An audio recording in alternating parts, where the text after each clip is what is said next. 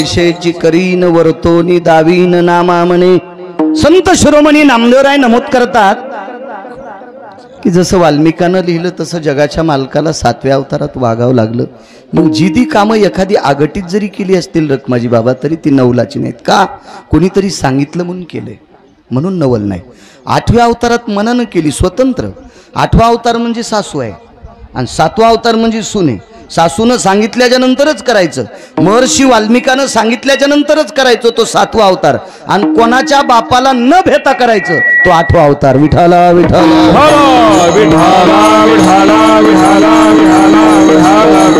8व्या अवतारातल्या प्रत्येक गोष्टी नवलाच्या आहेत, प्रत्येक गोष्टी।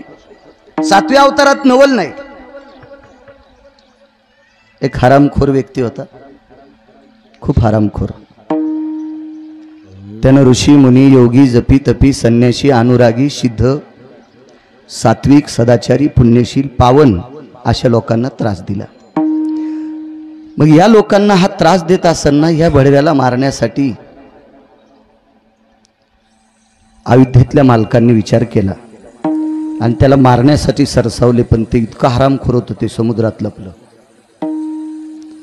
बरं, समुद्र प्रभू रामचंद्राचं काय ऐकत नव्हता, कारण त्याचं कारण एकच होतं की समुद्राची पोरगी पंढरपुरातल्या मालकानं सुखरूप न सांभाळल्यामुळं समुद्राला राग होता। लक्ष्मी कोणाची कन्या?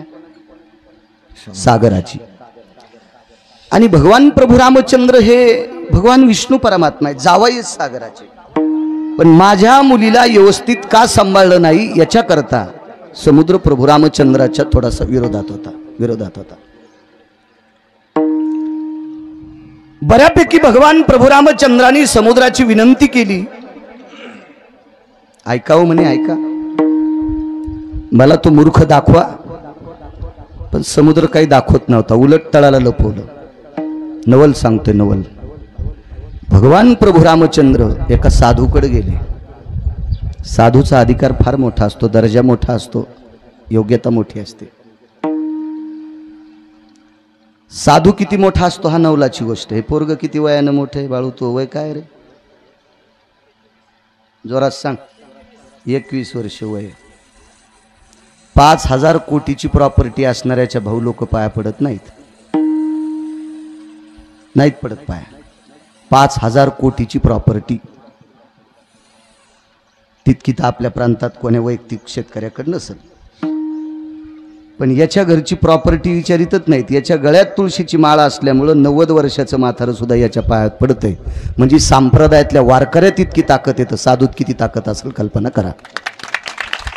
म्हणून विश्व ज्याच्या ताब्यात तो जगाचा बाप एका साधूकडे गेलाय।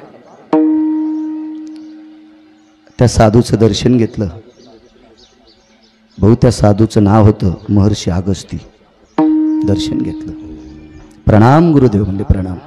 हे थोडासा कडक कर, छान आवाज, जरा सर्दीने हे झाले रे, छान आहे साऊंड सिस्टम। काय म्हणले प्रभू काम तुमचं? काही नाही म्हणले, एक नालायक व्यक्ती समुद्रात लपलाय। मग तुम्ही इथं कशाला आले म्हणले? तुम्ही मला एखादा माणूस पाठवायचा म्हणले, मला सांगायचं ना ते भडवं समुद्रात लपलंय म्हणून, त्याची सोय पाहिली असती ना। नाही म्हणे ते समुद्रातून बाहेर येणं, समुद्र त्याला मदत करते।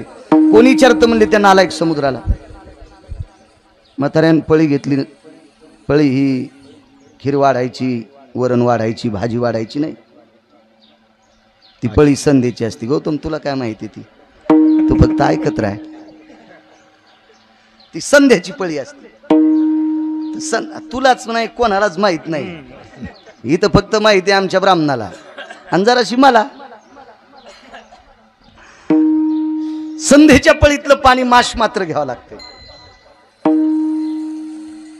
वारकरी संप्रदायाने त्याची दखल घेतली, मांस मात्र जळ घ्यावं लागते। त्याच्यापेक्षा जास्त कमी झालं तर गाईचं मांस खाल्ले इतकं पाप लागते। आणि संधीतलं पाणी किती असतं त्या पळीतलं भाऊ? हातावर घेतल्याच्या नंतर उडदाची अर्धी डाळिंबी, बंधा उडीद नाही, मूग किंवा उडीद अर्धी डाळिंबी त्याच्यात टाकायची, बरोबर तिच्या वरी पाणी नाही आलं पाहिजे, समलेवल असलं पाहिजे, याला म्हणायचं संध्या पात्रातलं त्या पळीतलं पाणी। आणि तितकंच पाणी समुद्रातलं घेतलं आणि पिऊन टाकलं, अख्खा समुद्र कोरडाच। समुद्र 2-2 हातानं बोंबलत होता, अख्खा समुद्र कोरडा अख्खा। आणि मग दिसलं ते नालायक, सोडा बाण सोडीला चंद्राकृती बाण मारलं त्यानं. आणि मग भगवान म्हणले आता याला मारण्यापुरता समुद्र पेला, पण आता पाण्याला माशाला पाणी सोडतो म्हणले. पुन्हा वापस सोडा, पुन्हा समुद्र भरून टाकला. काय ताकद असेल त्या अगस्तीमध्ये. आता देवाने विचार केला हे महाराज आहे, ते काही पाकिट घेणारा महाराज नव्हता आमच्यासारखा, ते काही इकत भेटणारा महाराज आहे काय, मग करावं काय या महाराजाला. म्हणून भगवान प्रभू रामचंद्र म्हणले गुरुदेव आमच्याकडे जेवायला चला. नवल सांगतोय, नवल नवल आमच्याकडे जेवायला चला. येतो म्हणले महाराज, दुपारच्याला जेवायला येतो. घरी आले, आईसाहेबाला सांगितलं माय ए आई ग, काय आदराने बोलत होता देव.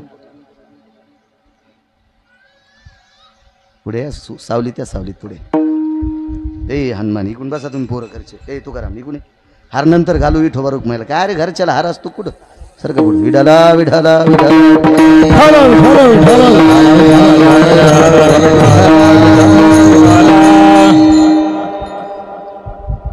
झाडाचं पान ज्याच्या सत्तेशिवाय हालत नाही त्याला जगाचा बाप म्हणतात. मी बोलताना तुम्ही ऐकता, तुम्ही ऐकत असताना मी बघतो. देखवी ऐकवी एक नारायण, तयाचे भजन चुकू नका. तुमच्या माझ्यातली दळणवळण क्रिया ज्याच्या ताब्यात आहे त्याला जगाचा बाप म्हणतात. विश्वातल्या प्रत्येक झाडाचं पान हलवण्याची ताकद ज्याच्या ते त्याला जगाचा बाप म्हणतात. याच्या पलीकडे सांगतोय, किती कूलर लावल्यावर भारत गार होईल, किती कूलर लावल्यावर महाराष्ट्र गार होईल, किती कूलर लावल्यावर परभणी जिल्हा गार होईल. पण त्याच्या मनात आल्यावर 10च मिनिटात अख्ख्या परभणी जिल्ह्यातल्या लोकांना रात्री पांघरून घ्यायला लावलं. ही इतकी शीतलता ज्याच्या ते त्याला जगाचा बाप म्हणतात.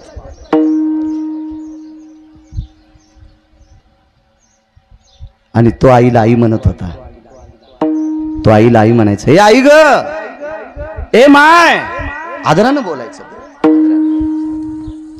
काय रामचंद्र, माणसानं बाहेर किती मोठं झालं पाहिजे, तसं तर लायकी नसताना दर्जा बाहेर पण नाही दाखिला पाहिजे. लोक तोंडात हानीत असतील, पण धकल एखाद्या वेळेस. पण मायबापाच्या पुढे विश्वातला कुठलाच मुलगा मोठा नसतो. प्रत्येक मुलाला स्वतःचे आई वडील भगवान शिवशंकरापेक्षा मोठे असतात. प्रत्येक मुलाला स्वतःचे आई वडील पंढरीतल्या मालकापेक्षा मोठे असतात. मायबापापेक्षा तो मोठा होऊ शकत नाही. भगवान प्रभू रामचंद्र आधारानं म्हणतात, ते आई ग, काय रामचंद्र म्हणे आपल्याकडे एक महाराज जेवायला यायले. तर अरे महाराज जेवायला यायच्या नंतर आता काहीतरी स्वयंपाक करा, लवकर कर ग आई, जे असेल ते करा. आता महाराज घरी यायचे, ललाच फोन आला आणि मी म्हणलं मला नाश्ता करायचा आहे. त्यानं जावायला यासारखं जेवायला केलं. मग गिरगावच्या बाळूचा जर इतका आदर असेल तर अगस्तीचा किती आदर असेल तुकाराम. काय जेवायला केलं असेल, काय स्वयंपाक असेल, काय थाट असेल, काय वैभव असेल. स्वयंपाक करण्यासाठी प्रत्यक्ष विश्वाचा मालक जिच्या उदरी जन्माला आला ती कौशल्य स्वयंपाक करण्यासाठी होती. स्वयंपाक पूर्ण आटपला, पात्र लावली, समया लावल्या, रांगोळ्या काढल्या, पाणी फिरवाय पुरतं पाणी दिलं रखमाजी बाबा. पाणी फिरवलं, श्लोक म्हटला. श्लोक सुद्धा संप्रदाय शिस्तीत म्हणायचा असतो. हल्ली काय झालं माहितीये का, लोक हसतील इतकी घाणेरडी श्लोक पंक्तीत म्हणायलेत. आपल्या बापाची जी हागिरी नाही काही बी पंक्तीत म्हणणं, लायकी नाही, त्यानं पाप लागत असतंय. संस्कृती मातीत घालणाऱ्या मूर्खांनी कसली श्लोक म्हणायची नाही. राम लक्ष्मण हे दोघे बंधू जेवायला बसले, दही भात लिंबू, रुंगण्यान हाणायला पाहिजे. दहीन भात खात असतील, दही जर नसलं तर लिंबू पिळतील खिचडीवर. पण दह्यात लिंबू पिळणारा किती मूर्ख असेल. आयुर्वेद तरी मान्य करतो का, डॉक्टर तरी मान्य करील का रे तू करा. वय रे गौतम, करू शकतो मान्य लक्ष्मण. मग ह्या श्लोक म्हणणाऱ्याचे गोळ्या संपल्यात का. जेवायला राम आणि लक्ष्मण बसलेत आणि भाताव दही लिंबू घ्यायलेत. मला असं वाटतं याच्या गोळ्या संपल्या असावा. बरं इतक्यानं नाही भाऊ, त्याच्या पुढचा शब्द ऐका. जेवता जेवता अपमान झाला, ताटात उंदीर रिकामी जागा करून गेला. म्हणत नाही ते काय म्हणते ते, कशाला कीर्तनात तो शब्द वापरायचा. राम विष्णूचा अवतार आहे त्याबद्दल सोडून द्या, पण लक्ष्मण शेषाचा अवतार. सगळे सर्प, सगळ्या सर्पायचा बॉस लक्ष्मण कोण आहे? सगळ्या सापायचा मालक. मग सापाचा मालक शेष. आणि अहो उंदरानं सर्पाची फरकांड ओलंडली तर 2.5 दिवसाचं आयुष्य कमी होतंय. जित्ता सरप नाही पाहायचा वर्णेकर. सरप असा जर रस्त्यावरून गेला ना आणि ती वाट फरकांड म्हणत होतात ना भाऊ, पण ती फरकांड जर ओलांडली, उरंगाची वाट चाली, मुशके थेकुटी केली, ती आडचा दिना खंडली आयुष्य मर्यादा. हे काय एखाद्या मूर्खाचं वाक्य नाही, हे अधिकारी लोकांचं. आडचा दिना खंडली आयुष्य मर्यादा. 2.5 दिवसाचं आयुष्य जर फरकांड वलंडल्या उंदराचं संपत आहे, तर सरप पाहिल्या उंदीर हरिपाठ म्हणत असेल का? आणि सर्पाचा मालक शेष त्याच्या ताटात जर उंदी लघवी करत असेल तर इतकी मायवेली का उंदराची? श्लोक म्हणणाऱ्याला अक्कल पाहिजे का नाही? नाही, असली घाणेरडी श्लोक पंक्तीत म्हणायची नाही. तिथं श्लोक म्हणला, अन्नपूर्णे महापूर्णे पूर्ण मुच्यते न भयस्थिता शुद्धा निवारण हितार्थायाम तृष्णा जायते न स्तुताय अन्नपूर्णे सकल स्थिता पाकम निष्पतित भयोस्ति पारणिरशुज जायतो उदक सिंचनस्तते वचाः यत्पूर्णा भव सर्वानां उदकोर भव स्थितः नमः पार्वती पते हार हार हार महादेव. श्लोक म्हटला. पाणी फिरण्यापुरतं अशा अशा सारखं महाराज का पाय कुणाचे तुकाराम पुढे सरकायचं, दुसऱ्याला जागा द्यायची म्हणून सरकितो तुम्हाला. महर्षी अगस्तीने प्रभू रामचंद्रांना सांगितलं, रामचंद्र पाणी पिण्यासाठी नाही का आमच्याकडं? आम्हाला रामचंद्रांनी सांगितलं, पाणी पिण्यासाठी तुम्हाला आम्ही देऊ शकत नाही. कसं बसा. एका संध्येच्या पळीभर पाण्यामध्ये नरहरी गुरु जर समुद्र प्याला असेल तर पाणी प्याला किती देवा त्या साधूला? आणि समुद्र किती आहेत? फक्त 7. आणि 7 घोटात तहान जाती का देशमुख साहेब? मग रामचंद्राच्या लक्षात आलं, आपण या महात्म्याला पाणी देणं म्हणजे अपमान करून घेणं. त्याला सांगितलं, या अवतारात जेवण, पुढच्या अवतारात पाणी पाचतो. म्हातारच होतं ते, काय मंदिरात बिड्या वाढणार नव्हतं, ते मंदिरात कोपऱ्यात थुकणार नव्हतं, ते म्हातारच होतं. म्हाताऱ्यानं सांगितलं, रामचंद्र लक्षात ठेवा, या अवतारात तर पाणी देऊच नका, पुढच्या या अवतारात तुमच्या ताकद नसेल तर हो म्हणू नका. रामचंद्र म्हणले, नाही प्रभू, या अवतारात पाणी देऊ शकत नाही मला माहित आहे, पण पुढच्या अवतारात मात्र तुम्हाला पाणी पाहिजे. नवल सांगतोय, 8व्या अवतारातल्या मालकाचं नवल काय. योग असा आला, द्वापार युगात भगवान प्रभू रामचंद्र भगवान विष्णू परमात्मा कृष्ण या रूपाने प्रगट झाले. कृष्ण या रूपाने प्रगट झाले.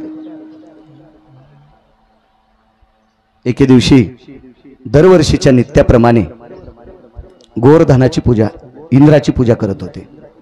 इंद्र हा 33 कोटी देवांचा राजा. बसा बसा बसा, गावातले जिथं जागा भेटेल तिथं बसायचं, फक्त पाहुण्यांनी. इंद्र हा 33 कोटी देवाचा राजा. दरवर्षी गोकुळातले गवळी त्याची पूजा करायची. यावर्षी पंढरपुरातल्या मालकानं सांगितलं, इंद्रानं 6 चुका केल्या आणि चुका करणाऱ्या नालायक राजाची पूजा करायची नाही. देव होता ते कसा भिल? ते का तुम्ही आम्ही एक का हलकट राजाची चपला उचलायला?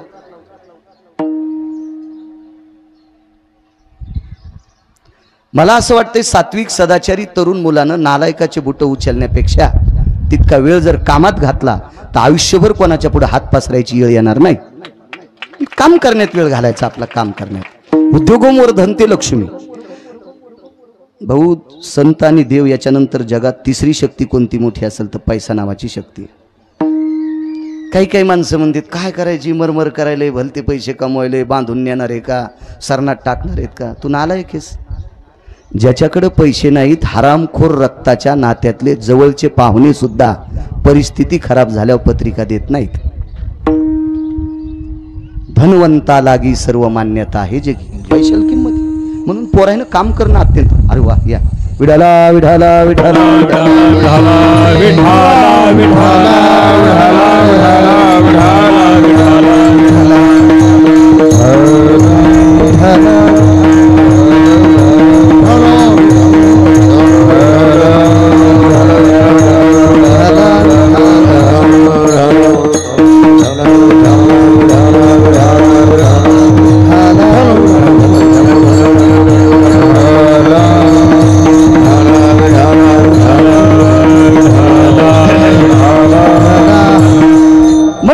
लोकांनी काम करणं अत्यंत गरजेचं आहे.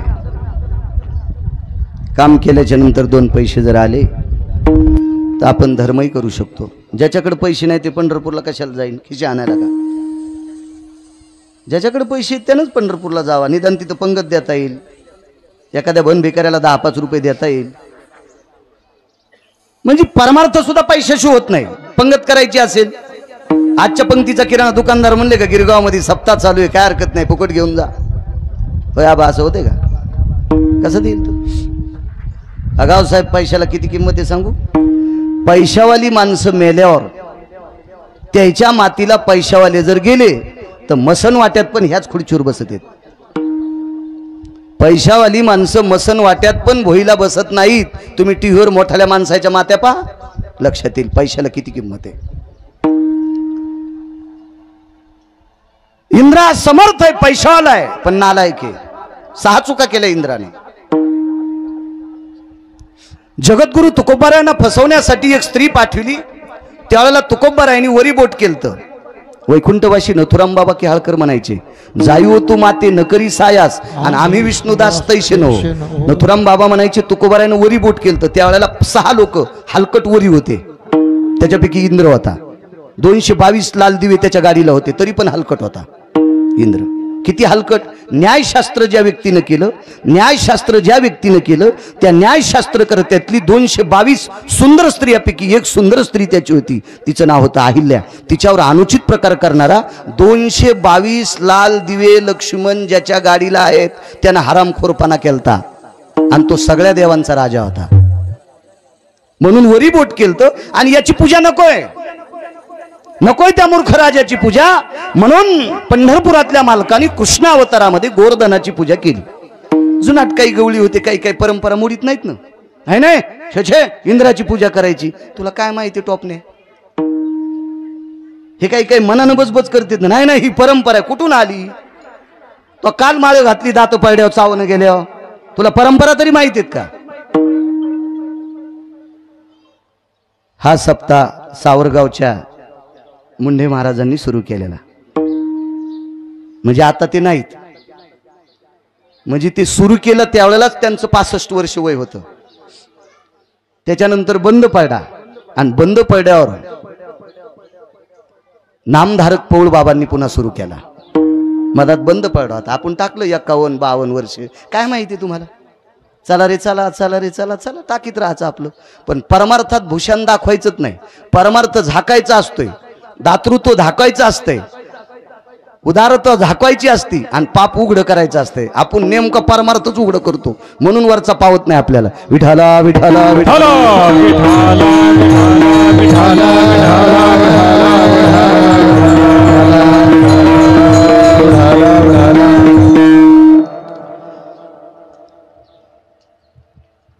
लोक म्हणले नाही इंद्र पाऊस पाडतोय, बघ गाई गवत खात्यात, गवत उगतंय.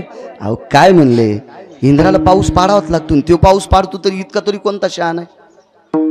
मेघाला कळती का हागंदारी शेत नाही विचारित, हागंदारी शेत. मेघ म्हणजे पाऊस. तळ्यात पावसानं पडावं का अगाव साहेब? नाही. हागंदारीला पडावं का? नाही. त्याने रानात पडावं, खडकाव पडावं का? पण कळतच नाही मेघाला. भगवंतानं सांगितलं कोण? इंद्र. गोवर्धनाची पूजा करायची, या पर्वतावरचं गवत गाई खात्यात, आणि त्याच्याकरता पूजा करायची. देवालाही सगळं नाटक करायचं होतं, त्याला राग आणायचा होता. नवल केवढे केवढे सांग. इंद्रानं सेवक पाठीला सांगितलं, आपला अपमान केला, आपला सन्मान केला नाही. दरवर्षी आपला सन्मान करते, त्या वर्षी आपला सन्मान नाही, आपला अपमान केला. गोकुळातल्या लोकांना दाखवायचं. सेवक म्हणले काय दाखविता? म्हणले असा पाऊस पाडायचा की तिथलं एकही राहिलं नाही पाहिजे, चट वाहून गेले पाहिजे. पाऊस पडा हत्तीच्या सोंडेसारख्या धारा, शिळावर शल्या धारे, रक्षिले गोकुळ वो नखी धरी लागिरे. निर्भय लोक पाळ अवतरले हारे, जय देवा कृष्णनाथा राय रुक्मिणी कांता. आरती ओवाळीन तुम्हा देवकी सुता. मेघ जो कडाडीला, कडकड कडकड आवाज आला, आणि दगडासारख्या गारा पडल्या, शिळात पडल्या, फाड फाड फाड फाड फाड फाड. गवळी म्हणले, कृष्णा सारं पांगलं बापू, आता आपण वाचत नाहीत, काय काळजी करू नका म्हणले. तुम्हाला तर त्रास होऊ देत नाही, पण एका गाईच्या वासराच्या अंगावर एक थेंब पडू देत नाही, फक्त काठ्या लावा. येणे गिरी गोवर्धन उचलिला, काठ्या लावल्यान पर्वतूच उचलला, सगळे मध्ये घातले. इंद्रानं सांगितलं कौरक पर्वत राहीन, असा पाऊस पाडू की खड्यानं खडा, मातुड्यान मातुडी चट वाहून गेली पाहिजे, हे सगळे वाहून गेले पाहिजे. काय करते इतक्या पाण्याचं?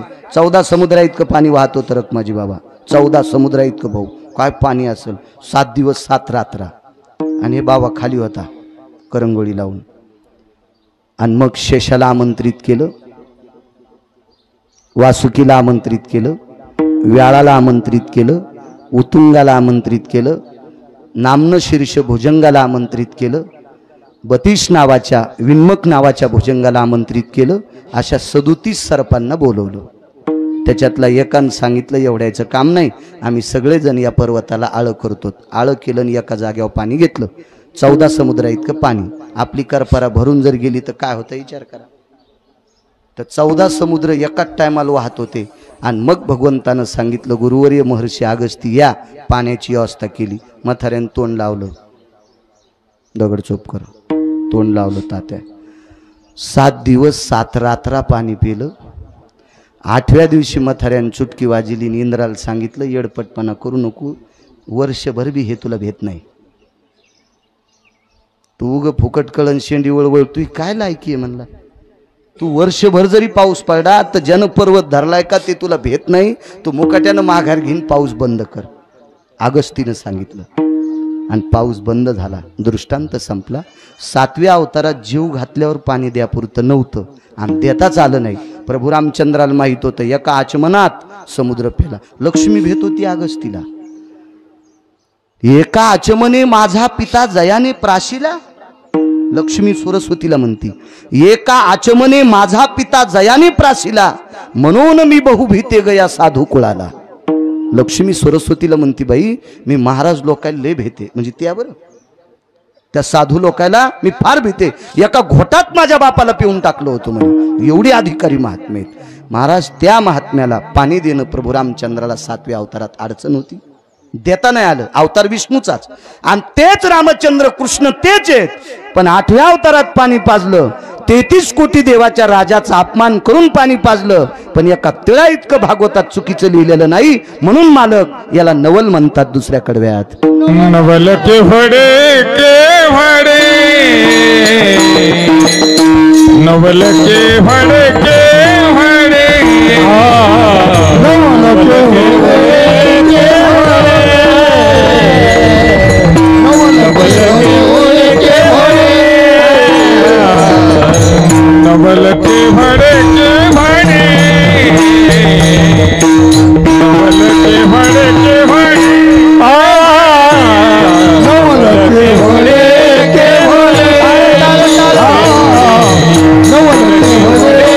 भड़े, नकले कान बाजे कोरे, नकले कान बाजे कोरे, नवल के भड़े के भड़े,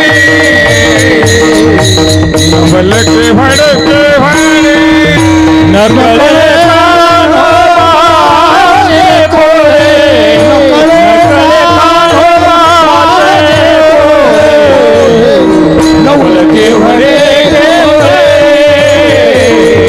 नवल के भड़े के भड़े. म्हणून हे नवल आहे. 8व्या अवतारात प्रत्येक काम जे जे केलं ते नवलाचंच केलं. तुम्ही कुठलंही काम पहा ते नवलाचंच.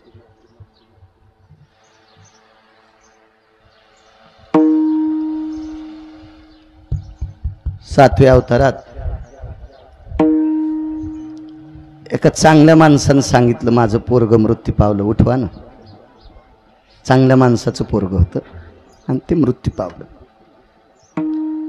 प्रभू रामचंद्रांना सांगितलं, मालक आयुष्यभर तुमचं भजन करतोय, घरावर तुळशीपत्र ठुलंय, रात्रंदिवस तुमची सेवा करतो, माझा मुलगा गेलाय, उठवा ना. नाही उठिला. ज्या भावाने रात्रंदिवस सेवा केली त्या लक्ष्मणाला शक्ती लागल्याच्या नंतर सगळ्या वानरांनी सांगितलं, देवा उठवा ना. नाही उठिता येत रे, मला उठिता येत नाही, मला नाही उठिता येत. लक्ष्मणाला ज्यानं औषधी दिली त्या त्या डॉक्टरचं नाव होतं सुषेण नावाचा डॉक्टर. जुन्या काळात त्याला वैद्य म्हणायचे, आता डॉक्टर म्हणते. सुषेण नावाच्या वैद्याने औषधी सांगितली. या औषधी दिल्याच्या नंतर लक्ष्मण उठले आणि तो सुषेण नावाचा डॉक्टर ज्या वेळेला मृत्यू पावला त्यावेळेला सुषेणाची पत्नी प्रभू रामचंद्राच्या पायावर लोटांगण घालते आणि सांगितलं, देवा तुमच्या डोळ्यातलं पाणी पुसायचं काम माझ्या नवऱ्यानं केलं. नाही तर लक्ष्मण जर वाचले नसते तर प्रभू रामचंद्रनं प्राण सोडला असता. आणि प्रभू रामचंद्र गेले कळालं की भरताने प्राण सोडला असता. भरत गेले कळालं की शत्रुघ्नानं प्राण सोडला असता. राजा दशरथाच्या 4 सुना विधवा झाल्या असत्या. कोण म्हणती? आगाव साहेब सुषेण डॉक्टरची बायको. लोटांगण घातलं. नवऱ्याचं पार्थिव समुद्राच्या वाळवंटात रचलंय. सती जाणार बाई आहे. पण बाईने विचार केला, ज्याच्या डोळ्यातलं पाणी माझ्या मालकानं पुसले, अंत्यविधीला आलाय, आपण जाता जाता त्याला भीक मागावा. समुद्रात स्नान केलं आणि वल्या कपड्यानं वटीपदर पुढे केला. स्त्रीला पदर 2 असते, एक डोकं झाकायचा असतो आणि एक वटीपदर असतो. ते वटीपदर पुढे केला आणि विश्वाच्या मालकाला सांगितलं, देवा लक्ष्मीच्या कपाळावरचं कुंकू जिवंत ठेवायचं काम माझ्या नवऱ्याने केलं. शेषाच्या पत्नीच्या कपाळावरचं कुंकू जिवंत ठेवायचं काम माझ्या नवऱ्याने केले. भरत शत्रुघ्नाची म्हणजे सीता, उर्मिला, श्रुतकीर्ती आणि मांडवी ह्या 4 सुना दशरथाला होत्या. राजा दशरथाच्या 4 सुनाच्या कपाळावरचं कुंकू जिवंत ठेवायचं काम माझ्या पतीनं केले.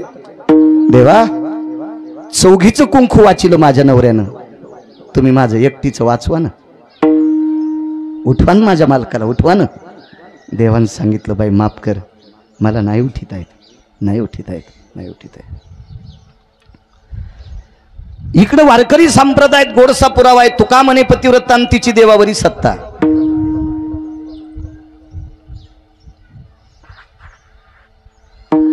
मग मंदोदरी पतिव्रता नव्हती का रखमाजी बाबा?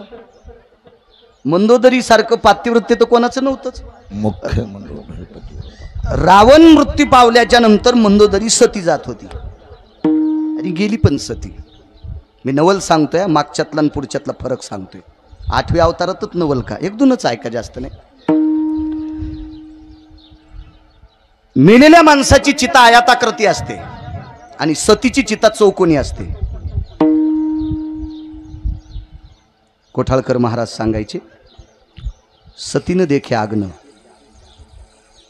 त्याच्यानंतर प्रल्हाद शास्त्रीच्या मुखारविंदातून ऐकले. महाराष्ट्रातले पहिले 3 शास्त्री, काशी विद्यापीठातून पहिल्या मार्कानं पास झालेले महाराष्ट्रातले अत्यंत प्रगल्भ विद्वान 3 शास्त्री, जगन्नाथ अण्णा पवार, तुकाराम महाराज महामुनी आणि प्रल्हाद शास्त्री दैठणकर, हे महाराष्ट्रातले पहिले 3 शास्त्री. याच्यानंतर शास्त्री खूप झाले पण महाराष्ट्रातले पहिले 3. तर प्रल्हाद शास्त्री दैठणकर सांगायचे, येथे पातिव्रत्य धर्माना अस्ति तजा आहे. अंबरास ततेवचम वैशानरम किमब्जाया येती काया बनग्नम वैशानरस ततेवच. काय अग्नीची माय वेली पतिव्रतेचं शरीर पाहाची. म्हणून पतिव्रतेचं आधी शरीर जळतंय आणि मग कपडा जळतो आगाव साहेब. आणि मेलेल्या माणसाचा आधी कपडा जळतो मग शरीर जळतंय. इतकं उलट आहे. रामराव भाऊ यांचं नाव रामराव आहे बरं, तुम्हाला नाही म्हणणार. विठाला विठाला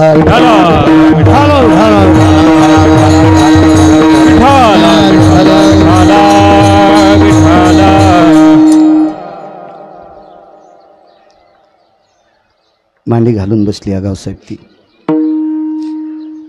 आणि मंदोदरीनं रावणाला विचारलं, फरक सांगतोय मागच्यातला मी. मंदोदरीनं अग्नीला विचारलं, रावणाला नाही. अग्नी नारायण, तो अग्नी भडाग्नी नावाचा अग्नी असतो. 14 अग्निपैकी एक अग्नी भडाग्नी नावाचा अग्नी. हे भडाग्नी स्थितोय वैशानरा, माझ्या मालकाच्या अगोदर मला जाळा. तर अग्नीनं सांगितलं, बाई तसं नसते. प्रेताचा कपडा पेटला की प्रेत जळत असते. मी असं करणार नाही. तिनं सांगितलं, असं कस काय? मी सांगते ना. ते म्हणलं, तुम्ही काही सांगताल? वरच्याला विचारा. वरचा तर तिथंच होता ना. भगवान रामचंद्र म्हणजे विष्णूच वरचाच आहे ना. ते कुठं तिकडे थोडं बाजाराला थोडा गेलता, तिथंच होता. विचारलं प्रभू काय? काय नाही म्हणले. अग्नीला कामाला लावलेले, कामाला लावलेल्या माणसाला अडचण करू नका. काय असतं माहितीये का? शहाण्या माणसानं गड्याला हाणूच नाही.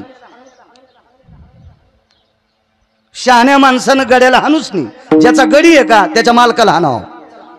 गड्याला हाणून काय होते? वानर मारलं काय काय काय अर्थ असतो का त्याला? प्रभू रामचंद्रांनी सांगितलं बाई तू अग्नीला दटू नकोस. त्याचा काय, तो नोकर आहे, तो कामाला लावलेला माणूस आहे, त्याला कशाला त्रास देत तू? ठीक आहे म्हणले, अग्नी तुझं काम तू कर, पण माझ्या अगोदर नवऱ्याला जळूच देणार नाही. काय बाई असेल. 6 बायकाच्या वक्षस्थळातून दूध आलं. लेकरू लहान नसताना, लेकरू ताना असल्यावर तो दूध येईल नवल नाही. अण्णा लेकरू लहान नसताना 22.5 वर्षाचं पोरग झाल्यावर पोरग रणात पडलं आणि भाऊ दारात आहे. भाऊ कोण आहे? पंढरपुरातला मालक आहे. भावाला सांगितलं दादा दिवाळी पंचमीला काय देऊ नकोस रे, पोरग मरू देऊ नकोस. सांगता येतं की इतक्या लांबून? वक्षस्थळ, डाव्या वक्षस्थळातून दूध आलं. हातावर दूध घेतलं. 22.5 वर्षाचं पोरग, आणि त्या दुधानं लिहिलं काळ्या कागदावर, जगदानंद कंद जगतपती पंढरीश पांडुरंग परमात्मा द्वारकाधीश श्रीकृष्ण परमात्मा कळावे आपली बहीण सुभद्रा. दिवाळी पंचमीला साडी घेऊ नकोस रे, पण एकुलतं एक पोरग मरू देऊ नकोस, कळावे सुभद्रा. पत्र चुरगाळून टाकलं. 22.5 वर्षाचं पोरग झाल्यावर सुभद्रेच्या वक्षस्थळातून दूध आलं. माय महाराज लेकरासाठी आला असेल नवल नाही, नवऱ्यासाठी वक्षस्थळातून दूध राख माझी बाबा. यमधर्माची प्रार्थना केली. यमनारायणा, यमधर्मा, माय लेकरावर जितकं प्रेम करते त्याच्या 1000 पटीनं जर मी माझ्या नवऱ्यावर प्रेम केला असेल तर माझ्या वक्षस्थळातून दूध यावा. आणि वक्षस्थळातून दोन्ही स्तनातून धारा येत होत्या आणि रावणाला लागलेला अग्नी इजत होत्या, इजत होत्या, इजत होता. आता प्रभू रामचंद्राला सांगितलं मी पतिव्रता नाही का? मी पतिव्रता नाही. मग आता इथून पुढे माझे मालक जर जन्माला, तू जिवंत कर, माझ्या मालकाला जिवंत कर. मी लक्ष्मणाला गादी देते, मी भरताला गादी देते, मी शत्रुघ्नाला गादी देते. भगवंतानं सांगितलं आम्हाला घ्यायची नाही विभीषणाला, विभीषण भाऊजीला गादी देते. माझ्या पतीला जिवंत कर, माझ्या नवऱ्याला विभीषणाच्या डोक्यावर छत्री धरायला लावते. भगवान म्हणले बाई पण मला नाही जिथं करता येत, नाही करता येत, म्हणून नवल नाही, म्हणून नवल नाही. आता पुढचं नवल आहे का? एका महाराजाचं पोरगा आंघोळीला गेलं, आडमुठ गेलं, आडमुठ होतं, समुद्राच्या कडीला बसून सेल्फी घेत होतं. काहून नाही मारायचं? आगाव पण आहे ना. आताही लेकर मेलेले ऐकत येत ना आपल्याला. कुठं इकडे शेल्फ्या घे, चालत्या टेम्पूत, लग्नाला निघाला की वरच्या कॅबिनवर बसू तू, झाडाला धरी तू, टेम्पू लग्नात ठेव, तिथं लॉम काढल्याला. म्हणजे इतके बावनेनं. त्यानेही समुद्रात आंघोळ करायला जायची नव्हती ना रखमाजी बाबा. गेलं ते आंघोळीला, गेलं मेलं. पण जे पोरग मेलंय त्याचे वडील पंढरपुरातल्या मालकाला शिकवित होते. भाऊ जगातला शिक्षण महर्षी एकच, भारतातला नाही, पृथ्वीवर जितके शिक्षण महर्षी असतील का गावसाहेब, त्याच्यातला 1 नंबरचा शिक्षण महर्षी महर्षी सांदीपनी. आणि त्या सांदीपनीकडे पंढरपुरातला मालक शिकायला. साधू साधू होते, शिक्षण आटपलं, साधूचं दर्शन घेतलं. दक्षिणा काय देऊ? काय नको म्हणले, मला हीच दक्षिणा आहे, तू माझ्याकडे शिकलास. चंद्र सूर्य येतोपर्यंत लोक म्हणतील जगाचा बाप तुमच्याकडे शिकला, याच्या पलीकडची कोणती दक्षिणा पाहिजे? चल निघ. पण देवाने विचार केला, जिनं भाकरी खाऊ घातल्या तिच्या पाया पडाव. मग सांदीपनीच्या पत्नीचं दर्शन घेतलं. म्हणले आईसाहेब दक्षिणा काय देऊ? ती म्हणली येडायस का काय रे, आयुष्यभर जिच्या नवऱ्यानं काही मागितलं नाही त्याची बायको कशी मागल? मी येडी आहे का? ज्याच्या नावाचं कुंकू लावते त्यानं आयुष्यभर कोणाच्या पुढे हात पसरला नाही, आणि मी कशी मागेल? ठीक आहे म्हणले. पण रडू लागली. भगवंताने विचारलं आईसाहेब मागत नाहीत मग रडतात का? हेच तर मोठी खुबी असती. देवाने विचारलं रडताच का? काय नाही रे म्हणले, तू गेल्याच्या नंतर आता कोणाला पाहू? म्हणले बाकीचे लेकर काय नाही म्हणले. एकुलता एक मुलगा होता, समुद्रात पडून मृत्यू पावला. पण तो मृत्यू जरी पावला तर तुला बघितल्यावर दुःख वाटत नव्हतं, मी त्याला तुझ्यात पाहत होते. पण तू गेल्यावर कोणात पाहू? देवाच्या लक्षात आलं, गुरुदक्षिणा देवाकडे. आणि पोरग उठिलं, मृतपत्र जीवविला, दृष्टांत संपला. मागच्या 19 लोकांनी विनंती केली आमचं उठेव, नाही उठिलं. हो 11 वर्षाच्या एका ब्राह्मणाचं पोरग मेलतं, नाही उठिलं. सक्का भाऊ लक्ष्मण नाही उठिला. रावण नाही उठिला, लक्ष्मणानं जन उठिलं, सुषेण नावाचा डॉक्टर नाही उठिला, गंधमादन नावाचं वानर तितका भजण्या जगातच कोणी नाही. वैकुंठवासी माधव महाराज मगर सांगायचे सूरज खेडकर, ज्ञानसूर्य रंगनाथ गुरुजी परभणीकर म्हणायचे गंधमादनासारखा भजण्या जन्माला येणे शिल्लक आहे. मारुतीराय सारखा वारकरी नाही हे पैठणच्या मालकांनी सांगावं.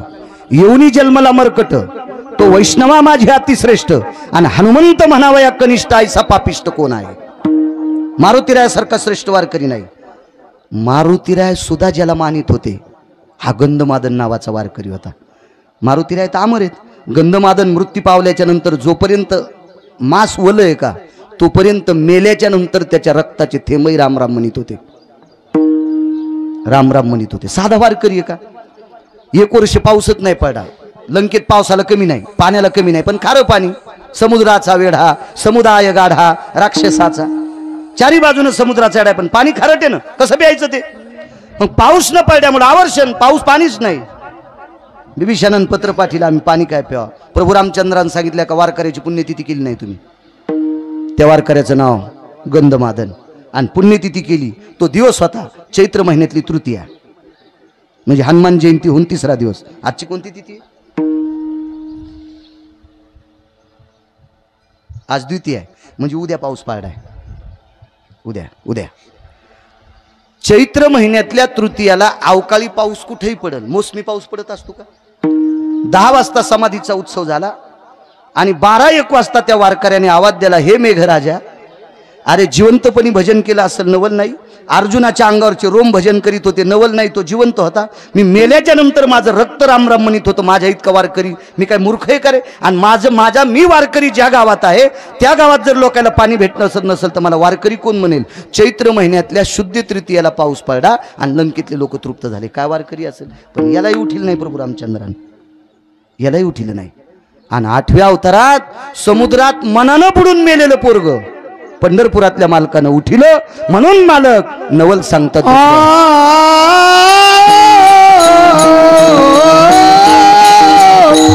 केवले केवले नवल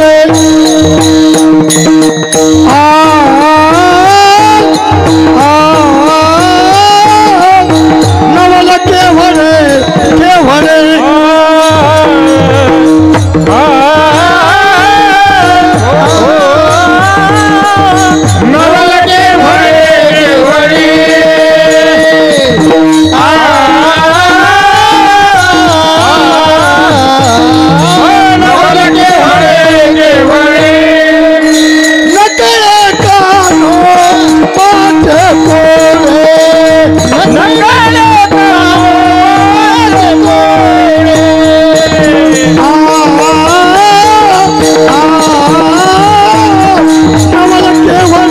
केवले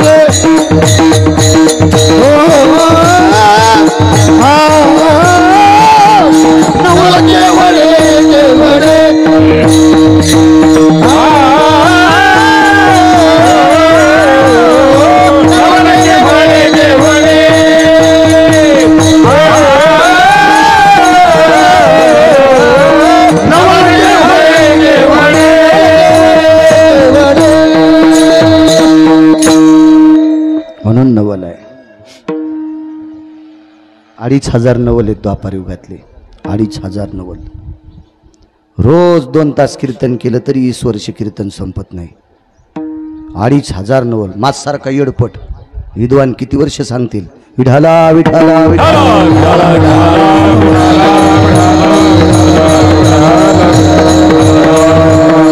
एक नवल सांगतो. 7व्या अवतारात लग्नात नवलच नाही, काही नवल नाही 7व्या अवतारातलं. कारण 7व्या अवतारातलं लग्न भगवान प्रभू रामचंद्राचं जगदंबेच्या कृपेनं झालं. जगदंबेच्या कृपेनं. एवढंच नवल सांगतो आणि मग काल्यातला थोडासा प्रसंग सांगून पूर्ण येणार. उन्हाचा दिवस आहे.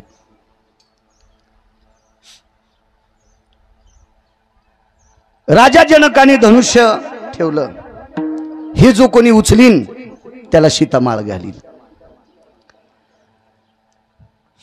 ते 1 नंबरच्या खुर्चीवर ते 10 तोंडाचं किडू बसलेलं होतं. त्याला अकलीचा कांदाच नाही. ते 10 तोंडाचं किडू, त्याला का अक्कल होती का काय होती, बसलं ते 1 नंबरच्या खुर्चीवर पठ्ठ्या उचलणार. आणि नवरीनं पहिल्या शब्दात सांगितलं याला माळ घालायची नाही. पण बाप म्हणला बाई तसं नाही ना, जे धनुष्य उचलीन त्याची तू, आणि ते ताकद आणि त्यानं धनुष्य उचलल्यावर तुला माळ घालावत लागेल ना, मा शब्द बट्टा लागेल ना त्याला. हुशार नवरी. धनुष्य उचलायच्या आधी ते सुरू व्हायच्या अगोदर 10-15 मिनिटानं लक्ष्मीला आवडेल असा नवरदेव आला. काय अंगात सदरा नाही काय नाही, पंचा नेसलेला, असं रुमाल टाकलेलं एका महाराजासंग नवरदेव आला. प्रभू रामचंद्र यज्ञाचं संरक्षण करून निघाले. यायला काय पत्रिका नव्हती काय नव्हती, हे बिना पत्रिकेचे. महाराजाला पत्रिका होती. आणि मग महाराजाला पत्रिका असल्यावर सांगच्याला गरज नसती. हो संघ काय काय आहे का नाही, महाराजाच्या संघचे म्हणल्यावर रांगोळी लावून जेवणार. हो तुला होतं का आमंत्रण सकाळचं? असंच असतंय ते.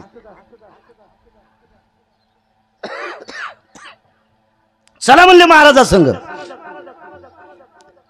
गेल्याबरोबर मग बसायला टाकलं तर सगळ्यात कडीची खुर्ची भेटली. कडीची. आणि मोठे लोक कधी बी साध्या जागेवर बसते, वढेसले येड्यावानी करते.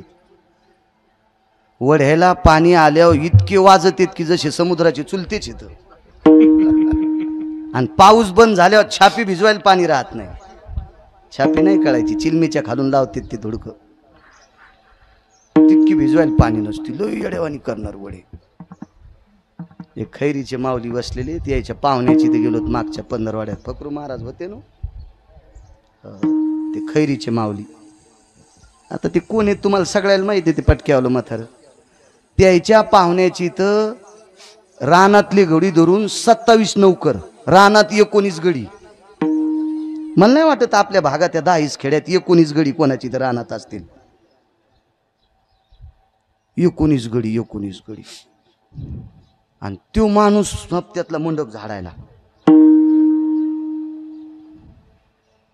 हे म्हणले महाराज पाया पडू द्या. म्हणलं राहू द्या बाबा. आता एक जण म्हणलं पडू द्या महाराज, 19 गडी येतो. आणि म्हणलं हे म्हाताऱ्याकडे 19 गडी? हो म्हणले आमच्या गावातलं 25% शिवार त्यालाच आहे.